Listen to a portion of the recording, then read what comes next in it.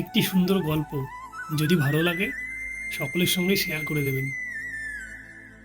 বহুদিন আগের কথা, এক গ্রামে এক রাজা ছিলেন।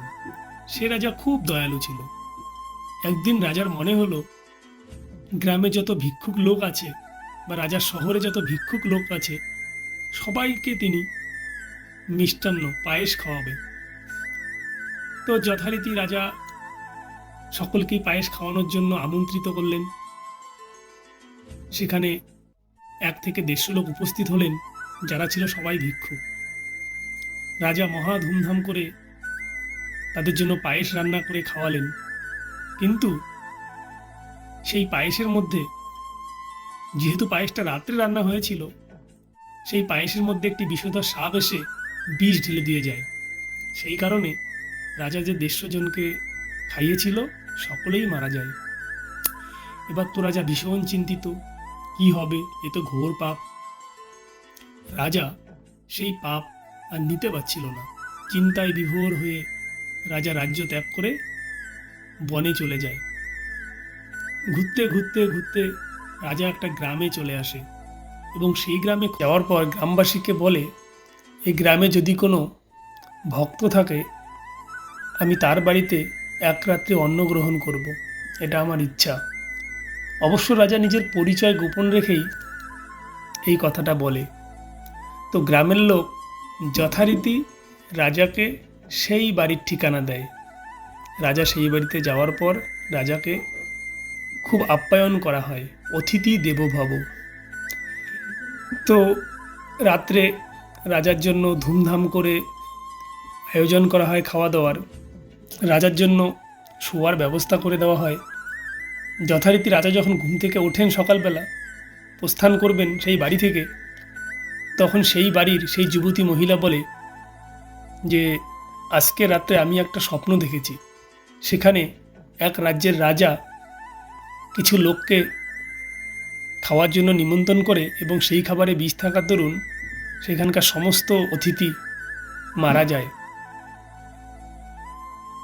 তো এই কথা শুনে রাজা খুব উৎসুক হয় এবং বলে, তারপর কি হলো? সেই লোকগুলো যে মারা গেল, সেই পাপটা কি রাজার হয়েছে?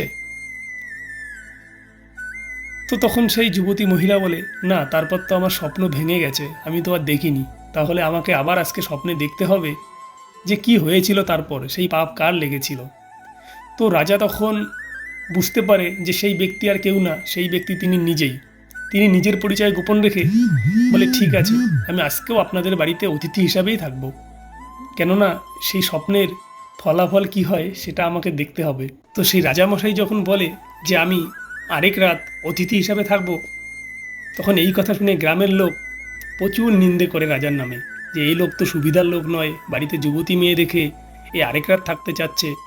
যাই হোক, রাজার কানে যখন এই কথাগুলো আসে, রাজা মনে প্রচুর কষ্ট পায় এবং লজ্জিত হয়। কিন্তু তারপরেও রাজার একটাই ইচ্ছা, আমাকে তো জানতে হবে যে পাপ কার হয়েছিল।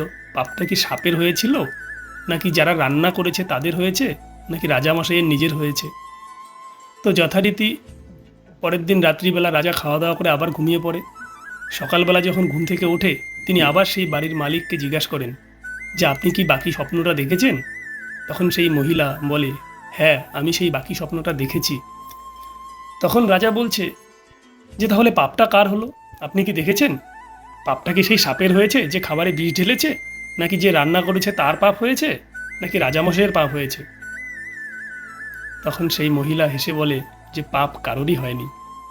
পাপ হয়েছে তাদের, যারা নিজেদের মধ্যে কুৎসা রটিয়েছে, নিজেদের মধ্যে কথা বলা বলি করেছে যে রাজামশাই এটা করেছে, রাজামশাই খাইয়েছে জন্য পাপ হয়েছে।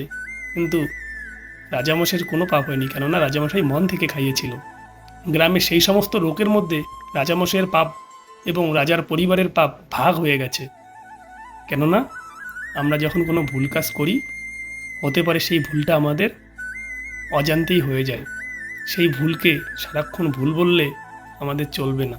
গ্রামের লোক ঠিক সেটাই করেছিল এবং রাজা যখন রাজ্য ছেড়ে চলে যাচ্ছিল, তারা কেউ আটকায়নি যে, রাজামশাই, আপনার অজান্তেই ভুল হয়েছে, এখানে আপনার কোনো দোষ নেই। তা না করে কি করেছে, ওরা নিজেদের মধ্যে রাজার নামে দুর্নাম ছড়িয়েছে, বলা বলি করেছে। কিন্তু দেখুন, এখানে কারো হাত নেই। ঈশ্বর যার কপালে যা লিখে রেখেছে সেটাই হবে।